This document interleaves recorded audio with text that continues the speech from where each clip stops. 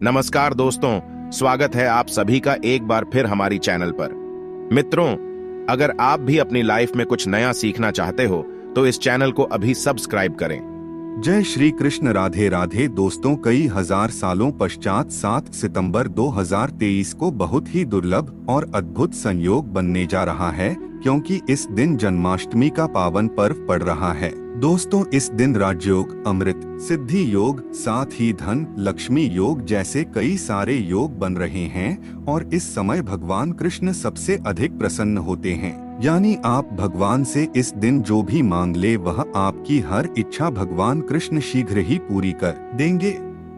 वहीं दोस्तों, कृष्ण भगवान को प्रसन्न करने के लिए जन्माष्टमी पर कुछ खास उपाय जरूर करने जो कि आपकी किस्मत बदल सकते हैं और आपको मालामाल बना सकते हैं। दोस्तों, यदि आप भी अपने जीवन में भगवान कृष्ण की कृपा पाना चाहते हैं तो इस वीडियो को लाइक करके कमेंट में जय श्री कृष्ण राधे राधे लिखना ना भूलें। दोस्तों, आज की इस बेहद ही सुंदर वीडियो में आपसे बात करेंगे कृष्ण जन्माष्टमी वर्ष 2023 में कब मनाई जाएगी, किस दिन आप जन्माष्टमी का व्रत रखेंगे और कृष्ण जन्माष्टमी की पूजा का शुभ मत क्या रहेगा। इसके अलावा हम आपको बताएंगे कि जन्माष्टमी के व्रत का प्रधान किस समय किया जाएगा और जन्माष्टमी की संपूर्ण पूजा विधि क्या है और इस दिन वे कौन से उपाय है जिसको करने से आपकी किस्मत चमक जाएगी और आपकी हर मनोकामना पूरी हो जाएगी। दोस्तों, यह पर्व भगवान श्री कृष्ण जी के जन्मोत्सव के रूप में मनाया जाता है।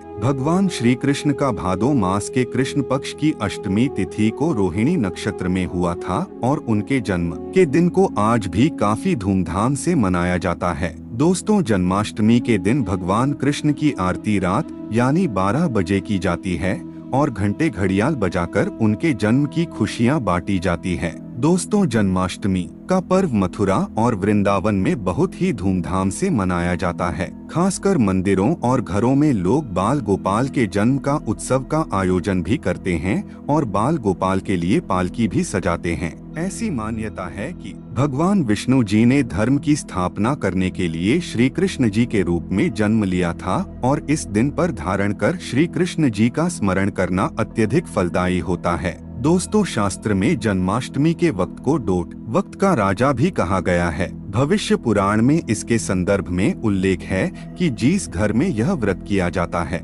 वह अकाल मृत्यु, गर्भपात, दुर्भाग्य तथा कलह से पीड़ित नहीं होता है और जो भी इस व्रत को एक बार कर लेता है वह दुनिया के सभी सुखों को भोग कर विष्णु लोक में निवास करता है। दोस्तों, इस दिन लोग पूरा दिन भर उपवास रखते हैं। आपको बता दें कि जन्माष्टमी का व्रत अष्टमी तिथि से शुरू होता है और इस व्रत का पारण नवमी तिथि में ही करना चाहिए, तब इस वक्त का पूरा फल प्राप्त होता है। और जो लोग इस व्रत को रखें उन्हें सुनने की रात में हल्का व सात्विक भोजन करना चाहिए, साथ ही ब्रह्मचर्य का पालन करना चाहिए। दोस्तों, जन्माष्टमी के व्रत के दिन कुछ लोग निर्जला रहते हैं तो वहीं कुछ लोग फलाहार करके भी इस व्रत को पूरा कर सकते हैं। दोस्तों, जन्माष्टमी के दिन प्रातःकाल जल्दी उठकर स्नान आदि कर स्वच्छ वस्त्र धारण करें। इसके पश्चात पूर्व या उत्तर दिशा की ओर मुंह करके बैठ जाएं और अपने हाथ में थोड़ा सा जल पुष्कर ले और जन्माष्टमी के व्रत का संकल्प करें। इसके पश्चात भगवान कृष्ण जी की पूजा करें। आपको बता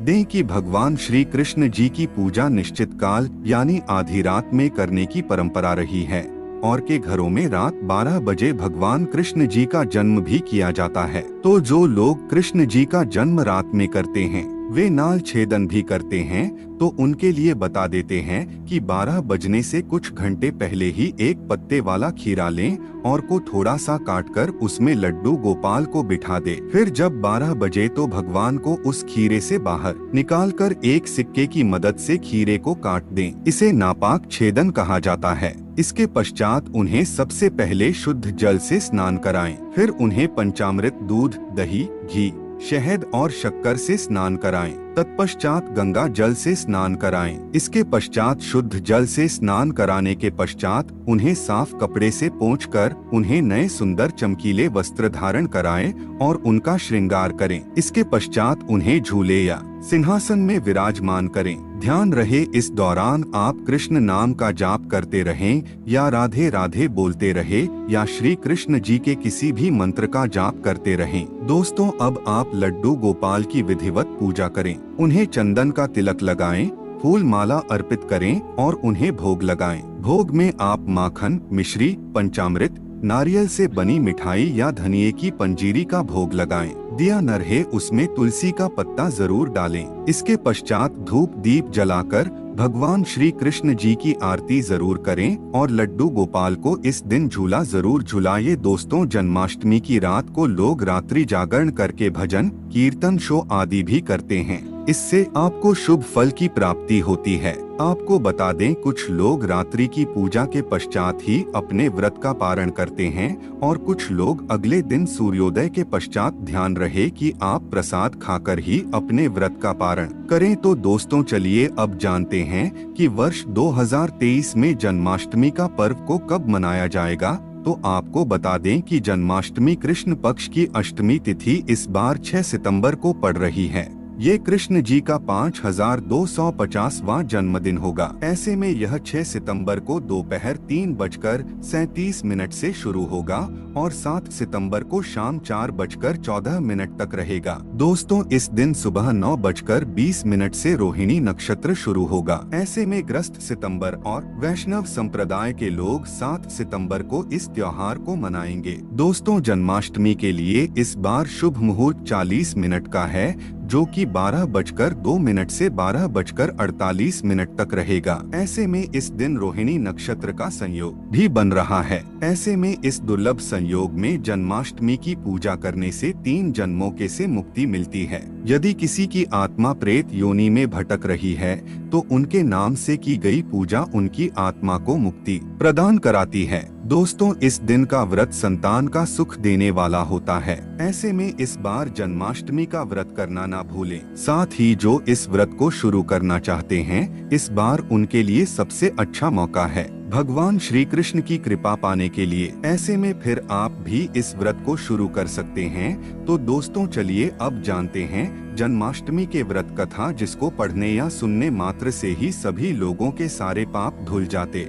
हैं और सभी मनोकामनाएं पूरी हो जाती है। दोस्तों, स्कंद पुराण के मुताबिक यदुवंश के राजा उग्रसेन का राज चलता था। उग्रसेन का सबसे बड़ा पुत्र कंस था, जिसकी चचेरी बहन देवकी थी। कंस अपने ही पिता को जेल में डालकर स्वयं राजा बनकर राज करने लगा। पर दूसरी ओर कश्यप ऋषि का जन्म राजा सुरसेन के पुत्र के रूप में वासुदेव का जन्म हुआ, जो कि आगे चलकर वासुदेव का विवाह देवकी से संपन्न हुआ और देवकी को विदा करने के दौरान एक आकाशवाणी होती है, आज जिस बहन को इतने प्यार से विदा कर रहा है, कल उसी का 8वां पुत्र तुम्हारी मौत का कारण बनेगा। ऐसा सुनते ही कंस देवकी को मारने के लिए हावी हो गया, पर सैनिकों और वासुदेव के वचनों ने ऐसा होने से बचा लिया। वासुदेव सत्यवादी थे। उन्होंने कंस को वचन दिया कि वह अपना 8वां पुत्र उसे सौंप देंगे। दोस्तों, वासुदेव जी की बात मानते हुए कंस ने उन दोनों को बंदी बनाने का निर्णय ले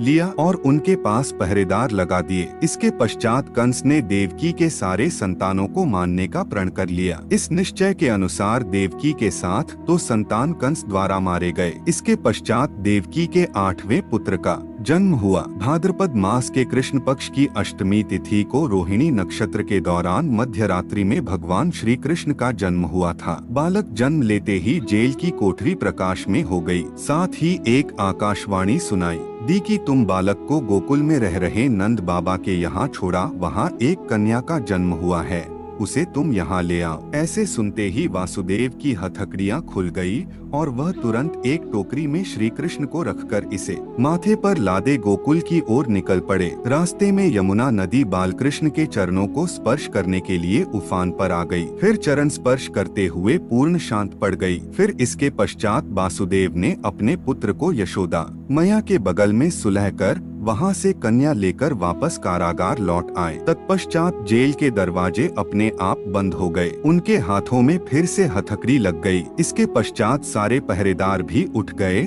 और कन्या के रोने की आवाज आने लगी। सूचना मिलते ही इन्हें कारागार से कन्या को लाया और उसे मारने की कोशिश की, लेकिन वह आकाश में उड़ गई और बोली, अरे मूर्ख, मुझे मारने से क्या होगा? तुझे मारने वाला पैदा हो चुका है। यह बात सुनकर कृष्ण का पता लगाकर उसे मारने का खूब प्रयास किया। आज्ञा देते हुए राक्षस भी भेजे, लेकिन कृष्ण को कोई नहीं मार सका। अंत में श्री कृष्ण ने कंस का वध किया और उग्रसेन को पुनः राजा बना दिया गया और इस प्रकार श्री कृष्ण जन्माष्टमी की व्रत कथा पूरी होती है। तो ऐसी मान्यता है कि जन्माष्टमी के दिन कहानी को पढ़ने या सुनने से सारे पाप धुल जाते हैं, जीवन की हर समस्या का समाधान मिलता है, साथ भगवान का आशीर्वाद भी सदैव बना रहता है। तो दोस्तों, अब आगे बढ़ते हैं और आप जानते हैं कि जन्माष्टमी के दिन वह कौन से उपाय जिसको करने मात्र से आपकी किस्मत चमक जाएगी और आपके सारे अटके हुए कार्य बनते चले जाएंगे। सबसे पहले बात करते हैं,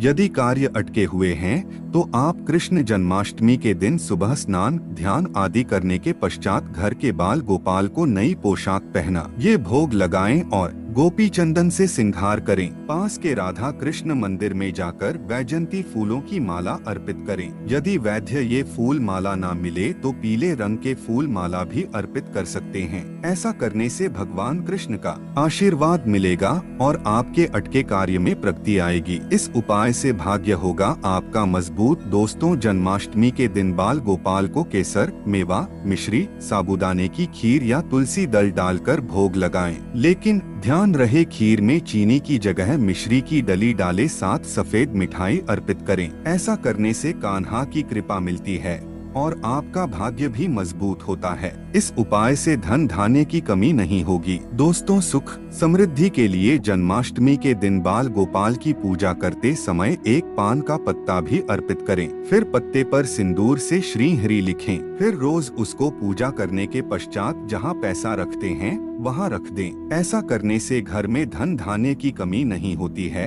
और धन संबंधी समस्या नहीं होती। इस उपाय से मिलेंगे आपको शुभ समाचार। दोस्तों, जन्माष्टमी के दिन गाय और उसके बछड़े की सेवा करें और आशीर्वाद लें। इसके साथ ही गाय और उसके बछड़े की मूर्ति भी लेकर आए और बाल गोपाल के पास मूर्ति को रखकर उसकी पूजा करें। ऐसा करने से भगवान कृष्ण की कृपा जल्द शुभ समाचार सुनने को मिलती है। इसके पश्चात गाय और बछड़े की मूर्ति को ईशान कोण में रखना आदर्श स्थान माना गया है। इस उपाय से आर्थिक तंगी होगी आपकी दूर। दोस्तों, कर्ज की समस्या से यदि आप परेशान हैं तो जन्माष्टमी के दिन दक्षिणावर्ती शंख से भगवान श्री कृष्ण का अभिषेक करें। दक्षिणावर्ती शंख को लक्ष्मी का स्वरूप माना गया है और लक्ष्मी पूजा में शंख के बिना पूजा नहीं होती है। ऐसा करने से आर्थिक तंगी दूर होती है और लक्ष्मी की प्राप्ति होती है। इस उपाय से होगी व्यवसाय में उन्नति। दोस्तों, जन्माष्टमी के दिन सुबह शाम 11 बार तुलसी की क्रमांक करें और घी का दीपक जलाएं। इसके पश्चात 108 बार ओम नमो भगवते वासुदेवाय मंत्र का जाप करें। साथ ही कपूर जलाकर उस पर थोड़ी सी मिश्री डाल दें और कपूर और मिश्री का हम भी करें। ये फूल माला ना मिले तो पीले रंग के फूल माला भी अर्पित कर सकते हैं। ऐसा करने से भगवान कृष्ण का आशीर्वाद मिलेगा और आपके अटके कार्य में प्रगति आएगी। इस उपाय से भाग्य होगा आपका मजबूत। दोस्तों, जन्माष्टमी के दिन बाल गोपाल को केसर, मेवा, मिश्री, साबूदाने की खीर या तुलसी दल डालकर भोग लगाएं। लेकिन ध्यान रहे, खीर में चीनी की जगह मिश्री की डली डाले, साथ सफेद मिठाई अर्पित करें। ऐसा करने से कान्हा की कृपा मिलती है और आपका भाग्य भी मजबूत होता है। इस उपाय से धन धान्य की कमी नहीं होगी। दोस्तों, सुख समृद्धि के लिए जन्माष्टमी के दिन बाल गोपाल की पूजा करते समय एक पान का पत्ता भी अर्पित करें। फिर पत्ते पर सिंदूर से श्री हरि लिखें। फिर रोज उसको पूजा करने के पश्चात जहाँ पैसा रखते हैं वहाँ रख दें। ऐसा करने से घर में धन धान्य की कमी नहीं होती है और धन संबंधी समस्या नहीं होती। इस उपाय से मिलेंगे आपको शुभ समाचार। दोस्तों, जन्माष्टमी के दिन गाय और उसके बछड़े की सेवा करें और आशीर्वाद लें। इसके साथ ही गाय और उसके बछड़े की मूर्ति भी लेकर आए और बाल गोपाल के पास मूर्ति को रखकर उसकी पूजा करें। ऐसा करने से भगवान कृष्ण की कृपा जल्द शुभ समाचार सुनने को मिलती है। इसके पश्चात गाय और बछड़े की मूर्ति को ईशान कोण में रखना आदर्श स्थान माना गया है। इस उपाय से आर्थिक तंगी होगी आपकी दूर। दोस्तों, कर्ज की समस्या से यदि आप परेशान हैं, तो जन्माष्टमी के दिन दक्षिणावर्ती शंख से भगवान श्री कृष्ण का अभिषेक करें। दक्षिणावर्ती शंख को लक्ष्मी का स्वरूप माना गया है और लक्ष्मी पूजा में शंख के बिना पूजा नहीं होती है। ऐसा करने से आर्थिक तंगी दूर होती है और लक्ष्मी की प्राप्ति होती है। इस उपाय से होगी व्यवसाय में उन्नति। दोस्तों, जन्माष्टमी के दिन सुबह शाम 11 बार तुलसी की क्रमांक करें और घी का दीपक जलाएं। इसके पश्चात 108 बार ओम नमो भगवते वासुदेवाय मंत्र का जाप करें। साथ ही कपूर जलाकर उस पर थोड़ी सी मिश्री डाल दें और कपूर और मिश्री का हम भी करें। ऐसा करने से नौकरी व्यवसाय में उन्नति होती है। तो दोस्तों, वीडियो से विदा लेने से पहले आप और आपके पूरे परिवार को इस जन्माष्टमी की हार्दिक शुभकामनाएं। मैं कामना करता हूं कि इस जन्माष्टमी पर बाल गोपाल आपके घर ढेर सारी खुशियां लाएं। तो यह थी आज की खास जानकारी। आशा है कि आज की इस प्रस्तुति में बताई गई जानकारी आपको अच्छे से समझ आ गई होगी। वीडियो अच्छा लगा हो तो एक लाइक अवश्य कर दें। धन्यवाद वीडियो के अंत तक बने रहने के लिए।